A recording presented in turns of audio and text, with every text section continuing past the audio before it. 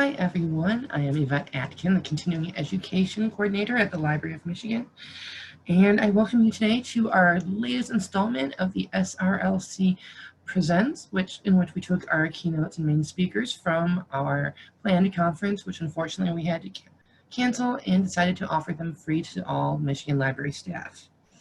Today we have It's All About We, how to create higher levels of internal customer satisfaction in your library with Andrew Sanderbeck. For those of you who were here a few weeks ago, he has come back once again to grace us with his presence. Andrew has been developing and conducting training programs for libraries and library organizations for more than 25 years. He has presented web-based, online, and face-to-face sessions on management and leadership, customer service, and communication skills in the U.S. and numerous countries around the world. He is the chairman of the board of the Haywood County Public Library and a monthly donor to every library, advocating for libraries everywhere that support is needed. So please welcome Andrew Sanderbeck. Thank you, Yvette. Hi, everybody. Welcome. Great to have you along. And do a quick type in the chat area if you would, and just let me know if you are hearing me okay. As technology is normally great, but you never know. Yay. Okay, good. You can hear me. We're off to a good start. All right, let's dive into what I've got set up for you today. I want to talk with you about, we're looking here at title of the program, right? How do we create higher levels of internal customer satisfaction? So I want to look at job skills. I want to look at good judgment, civility in the workplace, and radical hospitality. And I've got some other things I'm going to throw in. I've got some mini assessments that you are going to be doing. So make sure that you have a pen and paper handy, as I am going to take little 1-minute breaks to let you guys do some writing, and if you'd like some sharing in the chat area on that. So I want to start off with skills, and I want to look specifically at technical skills, communication skills, and leadership skills as a way of building our internal customer satisfaction. And with regards to technical skills, I'm picking them first. I believe that for us to really work well together and to be professional, that we need to continue to master the technical skills that our positions require. And I know the applications of technology, vary greatly from position to position. Yet I think one of the things that we've learned through this historic time with the pandemic and other things going on is that technology is playing a bigger and quite possibly more integrated role in how we connect with each other, how we acquire information, how we serve each other, and the different things that we do. So I would challenge you to look internally and look at yourself. And a minute's not a lot of time to fill all of this out, but certainly I'd like you to get started on it in 1 minute. And what I ask here with each of these assessments is be honest, be unafraid of your answers. You don't have to share them. Certainly my goal for you is awareness, and it would never be self-criticism. So take a look at, I'm probably most interested for you and your answers on what you would come up with for the second bullet point and the third bullet point. And what you come up with for number 3, I challenge you to look then at the last bullet point. And how will you be able to get the resources that you need to improve that technical skill? So I will mute out for about a minute, come back, check with you, and we'll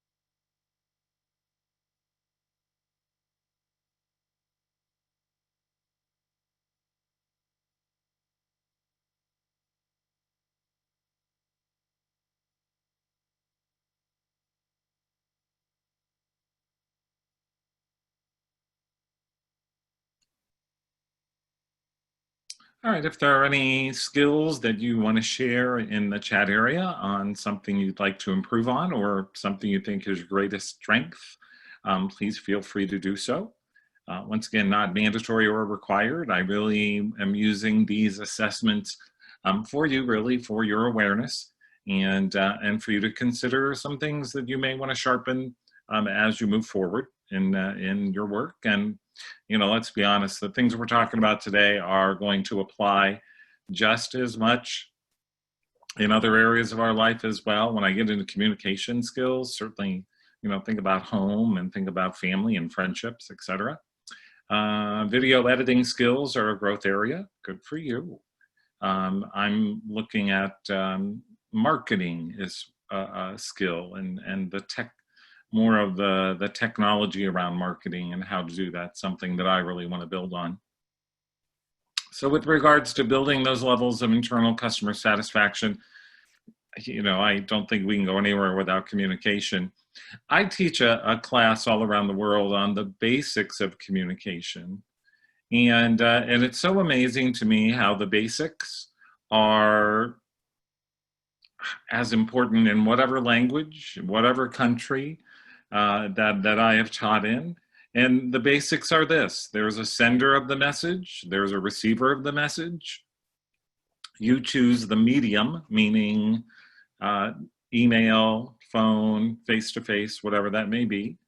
And then the only way we know if our message got through is the feedback that we receive back.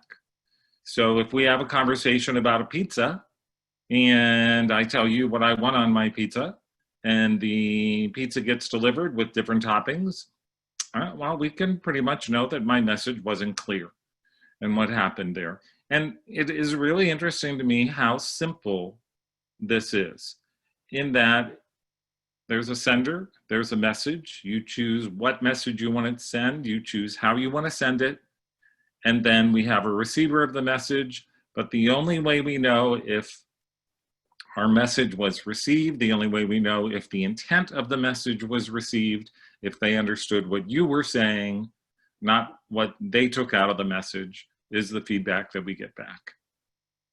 So we look at how can we be more effective in being the sender, and we can look at our feedback to help us maybe do a little bit better. I saw a few more comments here. I'm a library webmaster, barely remember HTML and any form of coding. Yes, that's changed so much.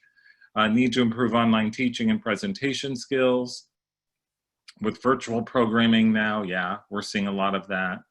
That is a new challenge for us in holding, our book clubs online, our programming online. Certainly things have changed a lot. With regards to communication, I feel like we got to start with respect. To me, the foundation for building strong internal staff, internal relationships has to do with respect, because without it, I don't see any opportunity to build relationships, which is really going to be the lifeblood of our organization. I am a huge believer that if you want to look at the quality of life, you need to look at the quality of relationships. If you want to look at the quality of the organization, you need to look at the quality of the relationships and what is going on with that. And respect, to me, is a big piece of it. I don't have to like you to respect you. As a matter of fact, I've worked with a lot of people that I didn't like. Yet we can work around that, because like is not why I'm there. Respectful relationships. I cannot agree with you and respect your opinion. And we can take respect in a lot of different directions here. Yet I think it's just a critical piece in really how effective communication is going to be. If I don't feel respected, odds are I'm probably not going to listen. Odds are I'm probably not even going to give you any feedback on what's going on. If you've not checked out the work of Dr. Tony Alessandra, he has something called the Platinum Rule that I like a lot, which says to do unto others as they would have done unto them. And so thinking about what's effective communication with my coworker. And Dr. Tony breaks it down. I'm sure many of you have done a Myers-Briggs or a DISC or some of those. different assessments that are out there. He breaks it down into that there are 4 different communication styles, and he calls them directors, thinkers, socializers, and relators. And each of those styles has a way that they like to be communicated to. And so what he suggests is that you communicate to that person in their style. I tend to be more of a socializer in how I communicate.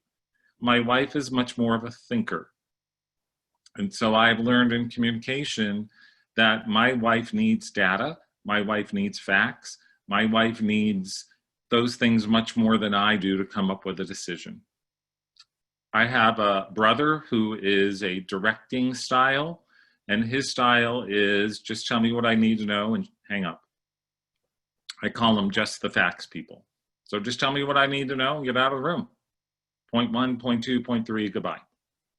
So to go into telling stories or do socializing styles with my brother, it just annoys him. So, you know, why go there? There's no reason to go there. So I do like the golden rule. I like the platinum rule very much when I look at communication.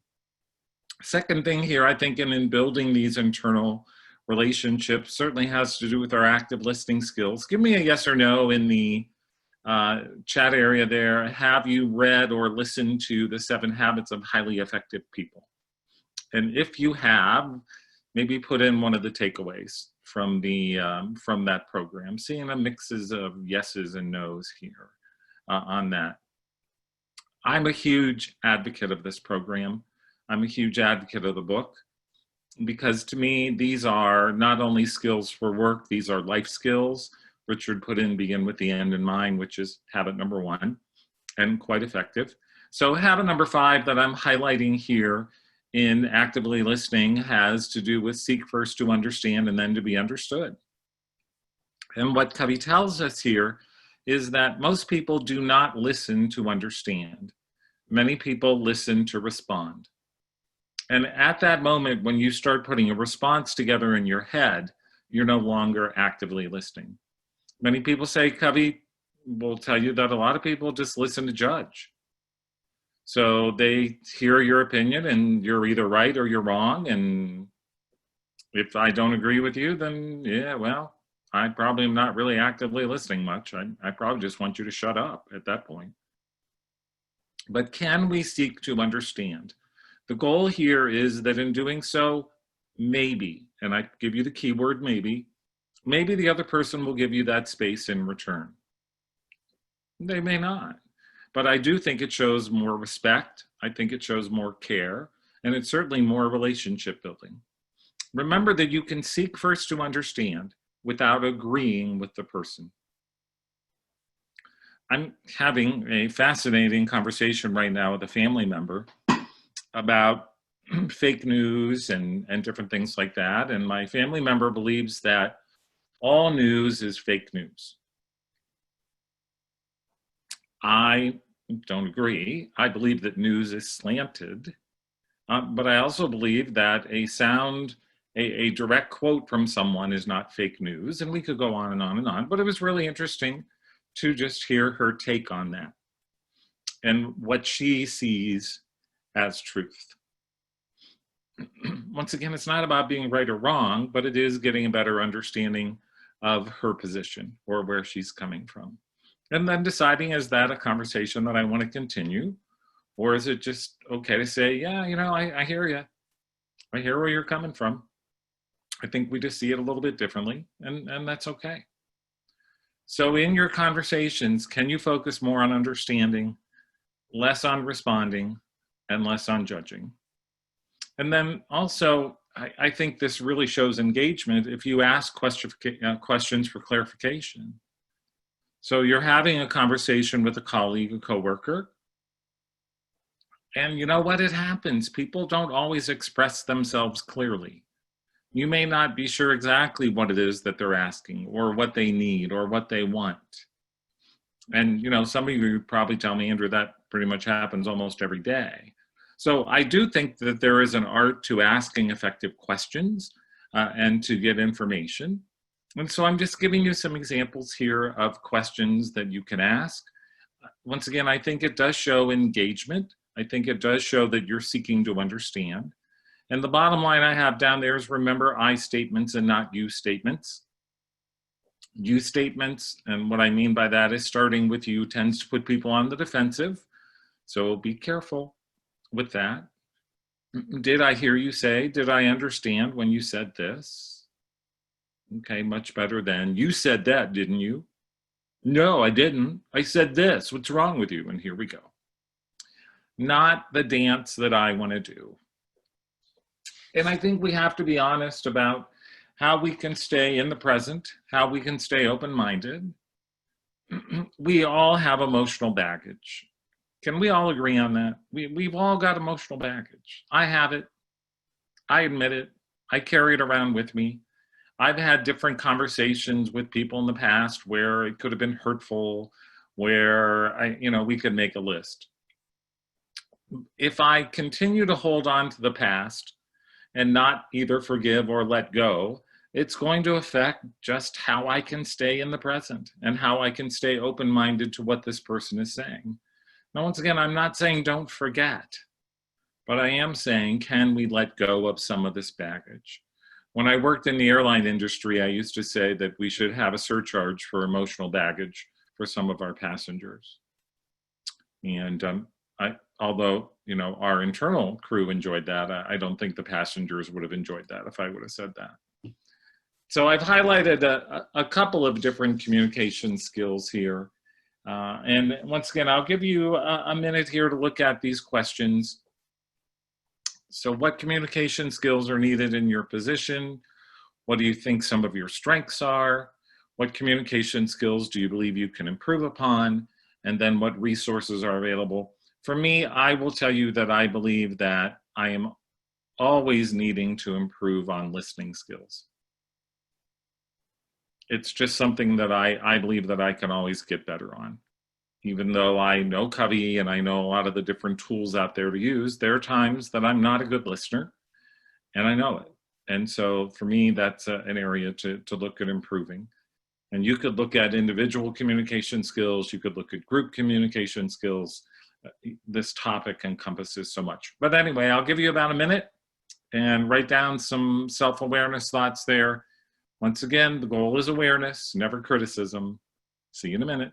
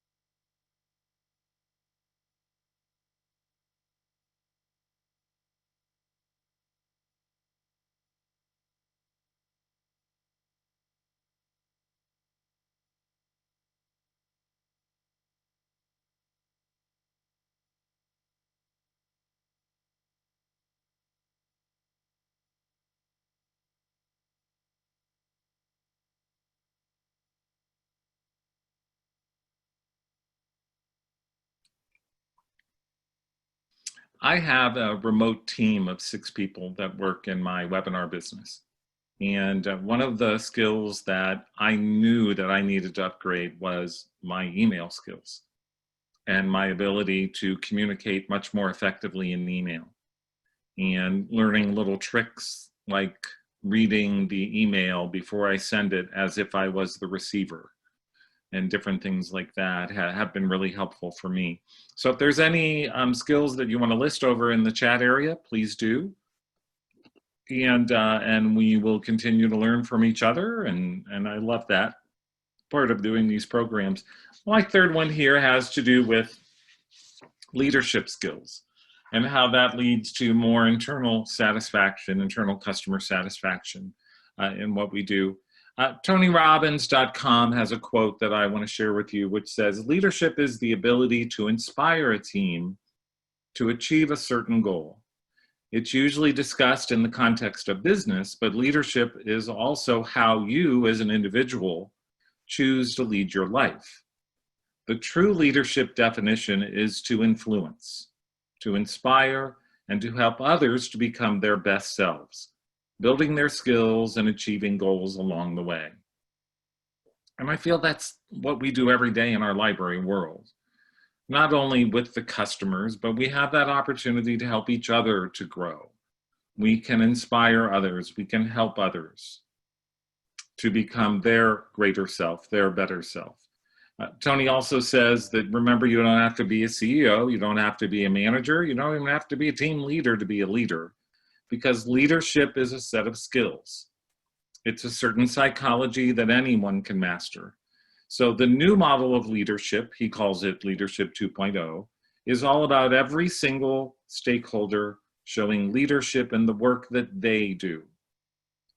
Tony says this leadership is more of a philosophy and an attitude, not a position, not a state of mind, and that it's available to each and every one of us.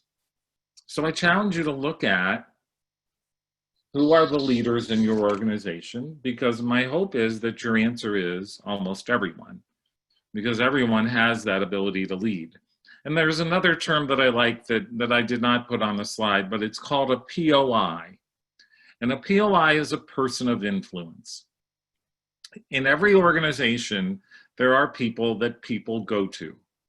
And these are kind of, to me, the quiet leaders. These are the ones that they're the go-to people, and they have incredible influence on things that go on. So make yourself aware of who your POIs are in your organization.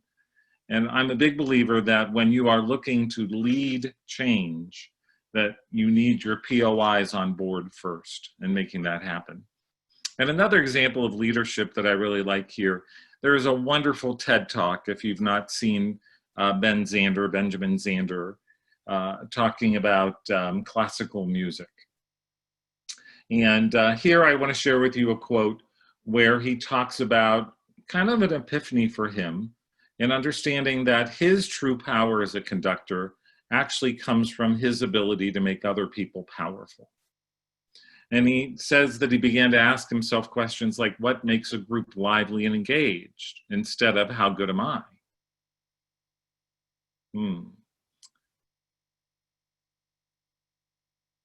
For years now, I've believed that if you want to look at a true team and look at team functionality, you should look at an orchestra. You know, and for years I was more into the sports model of a football team, or I'm a big hockey fan, so, you know, an ice hockey team. But to me, an orchestra is just when they are all working together and they are all understanding their role and doing what they need to do, I just find an orchestra to be one of the most powerful team examples that are out there. And so for Ben Zander, this incredibly dynamic, I mean, he is a performer. There's no doubt about it. You see his dramatic poses, you see the different things he does, and he's a wonderful entertainer in his TED Talk. But for him to get it, that his true power is how he helps others for them to be more powerful. And I think if we can do that internally with our people, once again, you don't need to be the manager, you don't need to be the team leader, you don't need to be the department head, you don't need a title. But if we can find ways to build that fabric into our organizations, I think we're drawing upon something pretty powerful here. So quickly here, another mini assessment having to do with leadership skills. This may give you a little different perspective. You may have never really thought about, well, what are the leadership skills that are needed in your position? And what are some of your strengths? What are some skills that you'd like to improve on? And once again, I'll give you about a minute to take a look at that and write down some answers. And then we'll come back and we will keep moving on.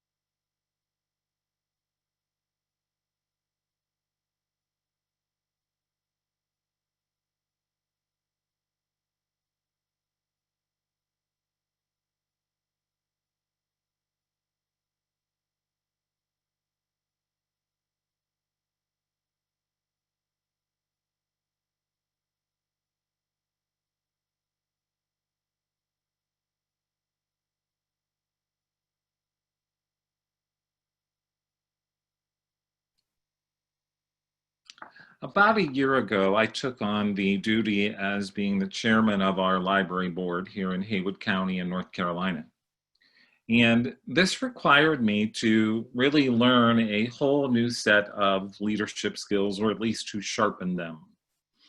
You know, whether it was Robert's Rules of Order or, um, gosh, we can go through so many things here of what it was that we could do with my leadership and the leadership of others for us to be an effective board for our library system, and for us to support our library system, and for us to team with our friends group and our foundation, so that we are advocates for our library, so that we are doing everything that we can to protect our library from any funding cuts and different things that may be going on. And yes, we have a plan of a new building that, you know, we're looking at 3-4 years down the road.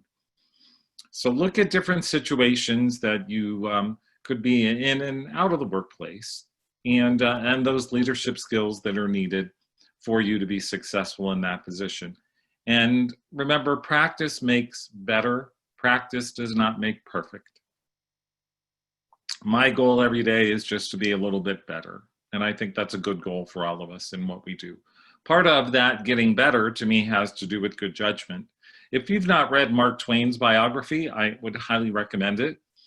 I love his quotes, but in reading the biography, I actually learned a whole lot about his life experience. And I learned a whole lot about how this man was not very well liked. As a matter of fact, there are a lot of people that judged him on many different levels. And yet, Mark Twain, I don't even know if he knew the saying back then, but the saying that comes to mind when I hear this is that what people think of me is none of my business. And it just seemed that throughout the biography that I read that, you know, much more he understood that. So good judgment is having to do with a result of experience, he says, and the experience is a result many times of bad judgment. And, you know, and we talk about this a lot. We talk about learning from our mistakes, our failures. And if you were a part of my program a couple weeks ago, you know that I don't believe in failure. I don't believe that failure exists unless you didn't learn anything from it. If you didn't learn anything from it, then yeah, I'll go there. But, you know, to me, an outcome that I didn't want is just simply an opportunity to learn. So take a look at some of the thoughts here on good judgment. I am going to share with you a library system that is in Michigan, just about 35 minutes northwest of the Detroit area. I was very captivated by this library system. They serve a city of around 13,000 residents. They provide, you know, like most libraries, a variety of services to their community, comparable to what probably your library does as well. But what really stood out for me was their customer service policy. And when I looked at this, I really understood something right up front. And that is, for this policy to be in effect, for them to do what this policy says, that this must start internally before it can go external. So each staff member is a representative of the library. I love that, because I'm a big believer that whenever we come to work, we're in character. And we need to see ourselves as being in character. We are a representative of the library. We are what our position is at that time, and that our interactions are incredibly important, and that they are our priority. Because once again, my thing is that without relationships, who are we? And what is it that we're going to be able to accomplish? And then I thought it was a really interesting line that all other library policies should be interpreted in light of the principles outlined here. Now, once again, I don't see how this could be done unless we are doing it internally to start, because good customer service starts with good internal customer service. So to treat everyone with equal respect and every request with equal importance, to be ready and willing to help, to make patrons feel valued, to provide accurate, friendly, and efficient service, to do your best to meet the patron's needs, to exceed their expectations. And then continuing, if we can't comply with a request to offer an alternative, I'm a big fan of giving patrons choices, especially when the choice that they want or what they want is something I can't give them. So I can't give you this, but I can do this or this. What do you prefer? So know the policies, be able to explain the rationale, and always seek improvements to promote service excellence. Do you guys know what the word Kaizen is? Do you know the meaning of Kaizen? K-A-I-Z-E-N. Just give me a yes or a no in that Zoom chat area. As well as, if you know the definition, please put it in. I'm seeing lots of no's. Got a yes on offering patrons options. This has helped chill some tense situations, sure. That's why I love it. And because you empower them, is the idea for me here. All right, so lots of no's. All right, Kaizen means continuous improvement. Continuous improvement. So as I mentioned, I have a totally remote team. Most of my people don't even live in North Carolina. I only have one staff member in North Carolina. They stretch out as far as Utah. Well, 2 weeks ago, actually, when I did the first program, I was in Northern Kentucky because I have 2 staff members there. And we had a conversation, a Kaizen conversation about the policies and the procedures of the webinar company that we have.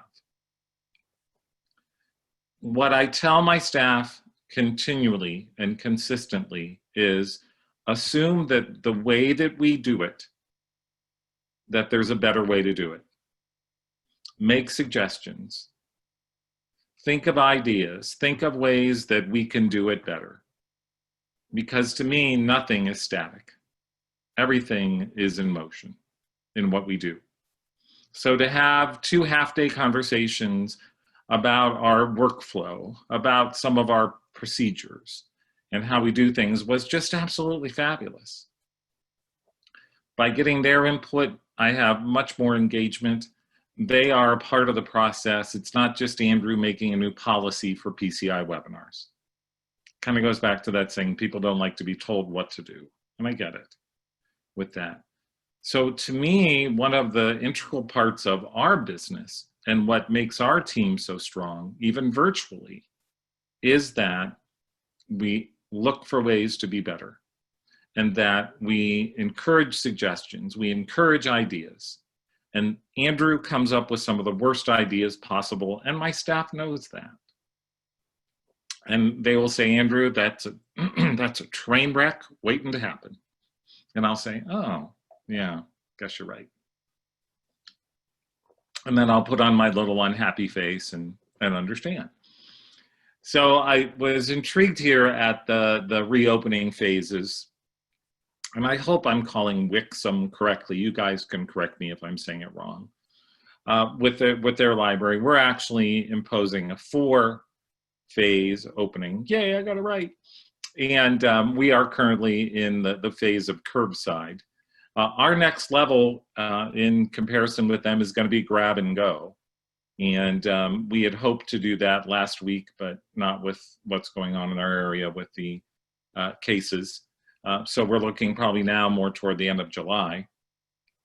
But these are all things that we have discussed with staff in the phases and what's going to happen and what that's going to look like and how we're going to give feedback and how we're going to make changes on the fly and do those different things. Oh, cool, you're in a grab and go. I'd love to get some of your feedback on how that's going because we've got some questions. So I might have you privately email me about that.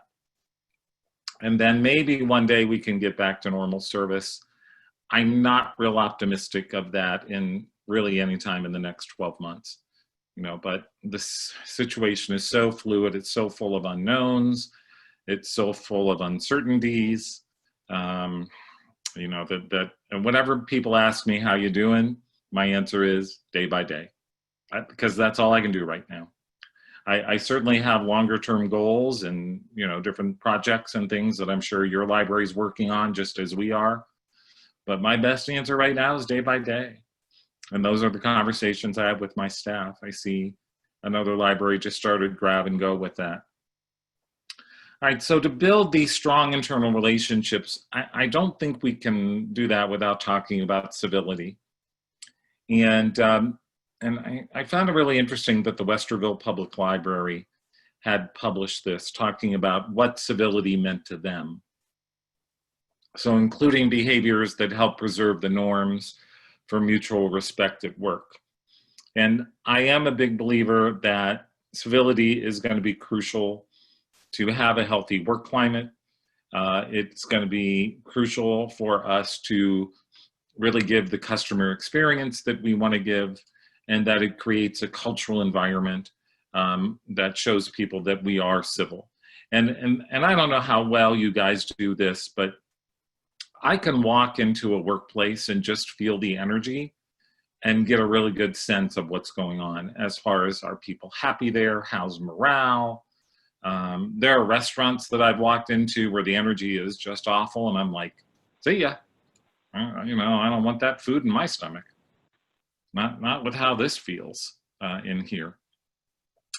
Just a little bit here on, there was a study done in 2000 with Baltimore with their workplace civility study. I would love to see a group do a study in 2020, and whether it's the city of Baltimore or some other city with that, because 20 years ago, 67% of people felt society had become less civil in the past year. 25% felt that their workplace had become less civil in the past year. And yet 84% reported that it was very important to work in a civil environment.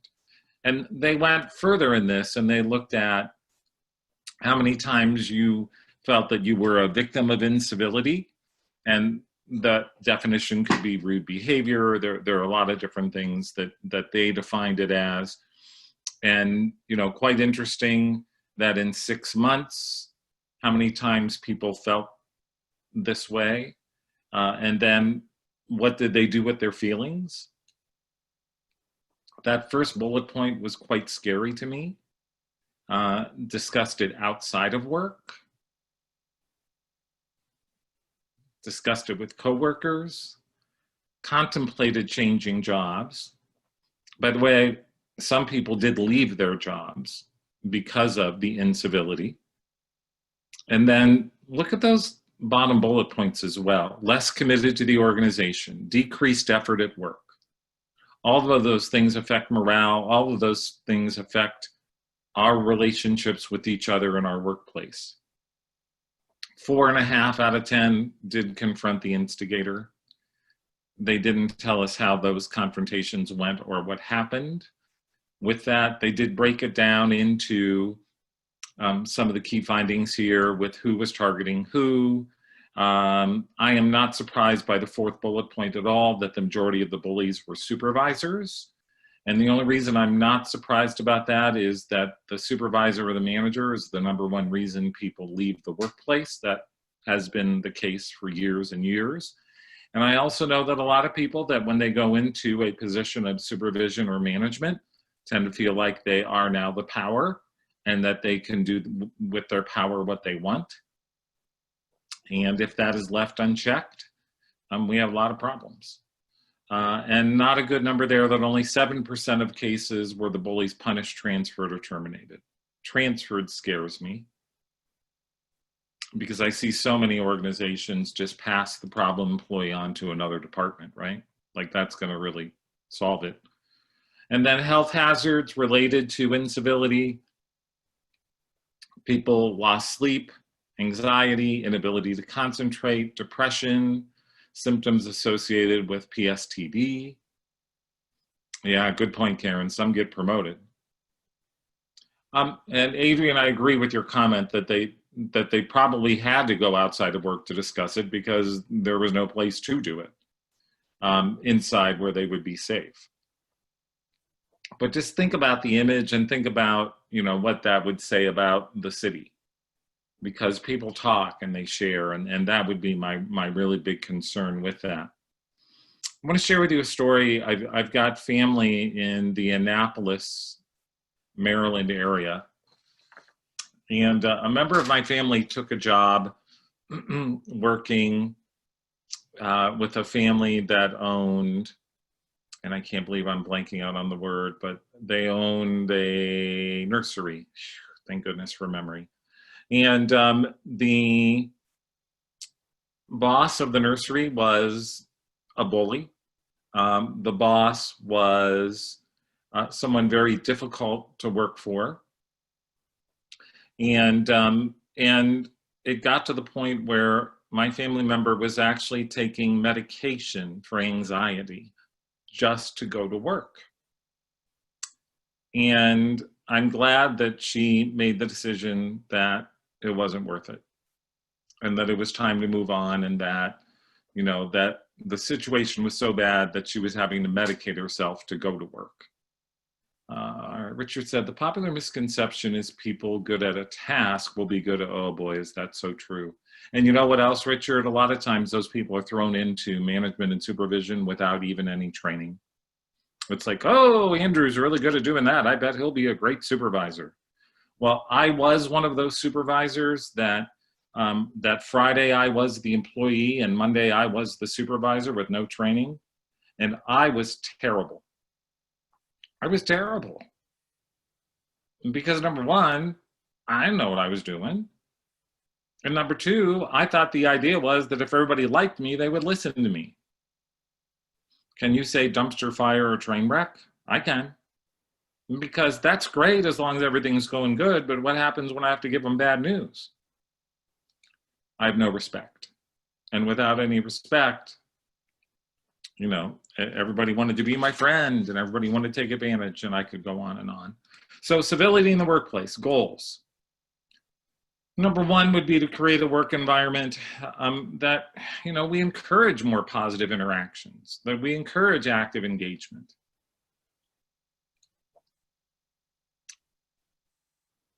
A lot of workplaces, I'm not sure that this is happening. We provide a better customer experience because of those levels of engagement and teamwork among the employees. Some of the principles here: that we behave in a manner that creates mutual respect, that we treat each other with courtesy and civility, regardless of the position or status in the organization. Third bullet point here is really important, and that is that rude, disrespectful behavior is unwelcome and will not be tolerated. See, the key part to me here is that will not be tolerated, which tells me that action is being taken on this. I've got a good friend, his name is Dr. Robert Shackelford, and Dr. Shackelford took over the position as a president of a university in North Carolina.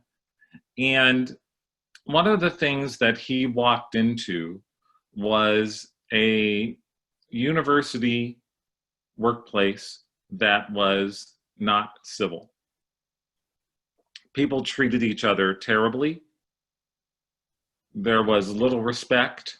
There were a lot of things going on that immediately he became aware of, and he made the initiative of that this was going to be his number one priority, that we were going to have a civil workplace, and that if people didn't want to get on the bus, then it was time for them to leave.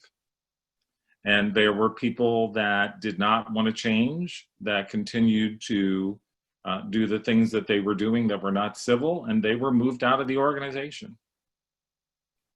And it took some time, but these principles, the whole concept of radical hospitality, which I'm going to get into in a little bit, and civility became a part of the core and the fabric of the university. And as he said, there were people that didn't want to change. And he said, you know what, that's okay, but you can't work here. And so I applaud him on his efforts of bringing civility back, because it affected how people treated each other. It affected how they treated students. It affected how they treated faculty, and how faculty treated each other, and how they treated their students. So some of the suggestions here: accept individual differences. and provide opportunity for everyone to maximize his or her potential. The people that I've hired for my staff, I don't want them to have the same strengths that I do. I want them to be different than me. I want them to bring different things to the table, because that allows me to grow, and it allows me to give them the freedom to really reach their potential in what they're doing. And I can get out of their way. Every member of the organization will be held accountable for creating a civil, welcoming workplace for all. If people are being rude, if people are being bullying, it's not acceptable. It's called out. Those people are written up. As a matter of fact, part of what Dr. Shackelford told us was, down at the bottom bullet point here, is that incivility was a permissible reason for dismissal. I'm guessing that's probably not in many of your HR books. But do you see how this changes the fabric of how we work? Do you see this changes the fabric of how we communicate? It changes the fabric of the organization. So what he told us was that in their position vacancy announcements, Civility is explained. It's explained in job interviews, job descriptions, behavioral questions that they ask. It's in their policy. It's a part of their evaluations and what they do. And this changed their workplace.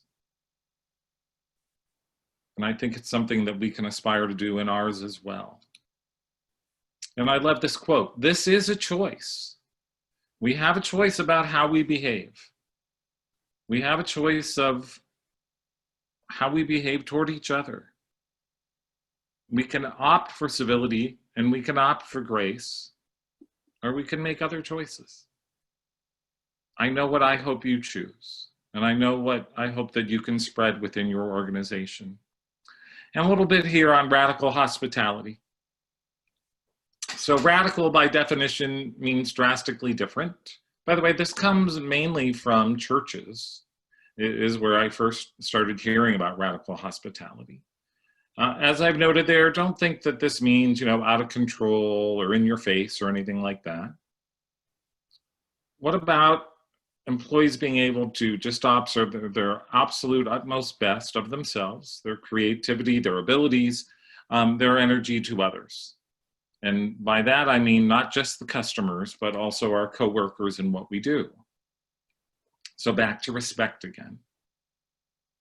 Treating other people respectfully, fairly, courteously, not talking down to coworkers and customers, not using profanity, not using other inappropriate phrases. And it means respect, no matter position, title, their shape, their size, their color, whether they're rich or poor, whether they live in the biggest house in the community or they're experiencing homelessness. Whether you like them or not, whether you agree with them or not. And maybe that bottom line's probably our biggest challenge. It means being hospitable and in control even when dealing with our distraught and difficult coworkers. Because we all have them. There just are some people that I struggle with. I thought this quote was pretty good too. And I love the phrase coming out of ourselves. It's how we appear. It's how we show up. And once again, I go back to that's a choice. And we do that. We have that capability with our coworkers, and we certainly have that capability in our profession. So what would I look for in your workplace? I would look for some of these signs. I would look for employees going the extra mile for the customer and for each other. I would look for people that show the way instead of pointing. Pointing drives me out of my mind. Answer the need rather than merely answering the question. If somebody calls you up and they want to know about a database that you have, okay, you can answer the question, but what's their need? Why do they want that database? So do you have reference A to Z? Yes. Okay, bye. That's a fail. It's a fail in helping your coworker. Do you consider interruptions as part of the job rather as a distraction?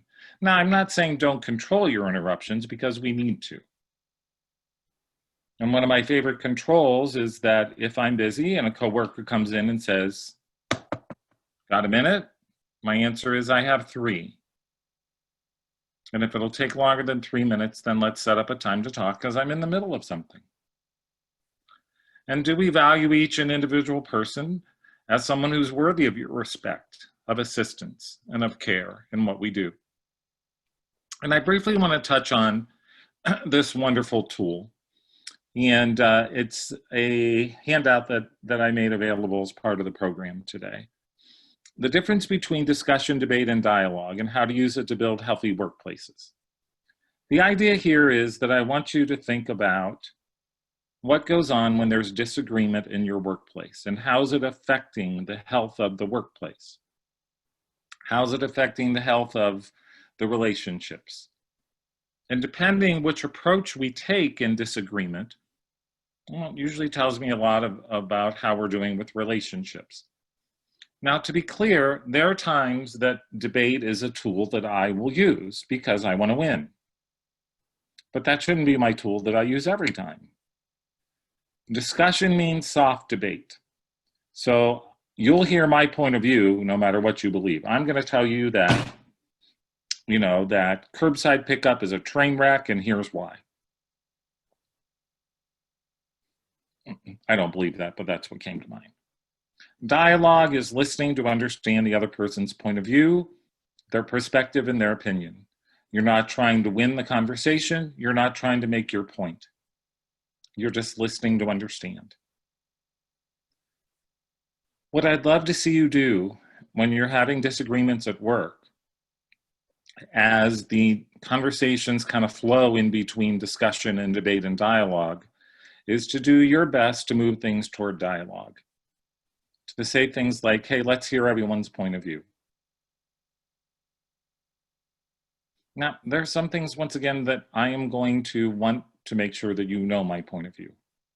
There are going to be some things that I feel like, it's a debate and I need to win and I need to show you that you're wrong. But those shouldn't be the majority of time. So can we become a group, a workplace where dialogue is encouraged, not discussion and not debate? It really does make a huge difference. So I've given you some different things to think about here, but there's always that fabulous question that I love. And that question is how? So I can teach you what all day, but when you teach me what all day, I kind of go, so what? So what am I going to do with this? So my recommendation is looking at things that you want to put into the workplace to strengthen us, to strengthen we, that maybe aren't happening right now, or something that maybe that could happen more often. Whoops, sorry about that. That was the mouse going on drugs. So what I suggest that we look at here, and I'm going to run through the slides, so please forgive me. What we look at here is a gap analysis. And give me a yes or no if you're familiar with gap analysis. It's actually one of my favorite tools. A gap analysis simply says this: what's the current state? What's the future state that we want? And then we identify the gaps. If there is a need for more civility in the workplace, then what are we going to do to bridge the gap? If there is a need to have more dialogue in our workplace, what are we going to do to bridge that gap? So once again, identify current state, identify the future state that you want, and then identify the gaps. And then start to make progress by bridging those things step by step in what we do. I'm interested in your takeaways from the program today. What's one thing that you feel that you learned, maybe that you didn't know, or something that you want to apply? And I will give you this motivation as you start to think about those different things that you may want to do differently or that you may want to apply. It seems that one of the hardest things to do is to simply start. And so my challenge for you guys is to start. So start by doing one thing different. And the list here is, do a push-up, drink water, pay down a debt, whatever that is. For you, that will be determined by what your takeaway of the program was today. And what's one thing that you'd like to see different in your workplace? What's one thing that you could do individually, that you could do collaboratively, that will build more of a we in the workplace and a little bit less of me, me, me? Kate says one day or day one. Sandy likes determining the POI. Yeah, those people are so important. Beth says listen a little bit more. And there's my contact information. I love it when you guys stay in touch. So if you have any questions, please feel free to email me, contact me there. And we've got look at interruptions as a part of my distractions. And once again, I'm saying control them to the best of your ability. But I can do that in a civil way. The saying that drives me crazy is an emergency on, lack of planning on your part doesn't make it an emergency on my part.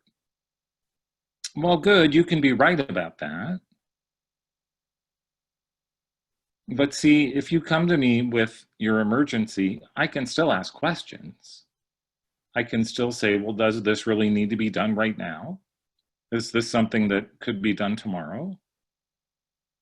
I don't have to jump on the fire with everybody else, I guess is the point I'm making there. All right, Yvette, I'm gonna bring you back in. We'll open it up for any questions. And certainly thank you guys. It was great to be with you today. Hope you're all doing well and staying safe. Thank you so much, Andrew. If you have any questions, we do have a few minutes, so go ahead and pop them in chat. If not, please take a look at the webinar evaluation. The link has been posted in chat one more time now.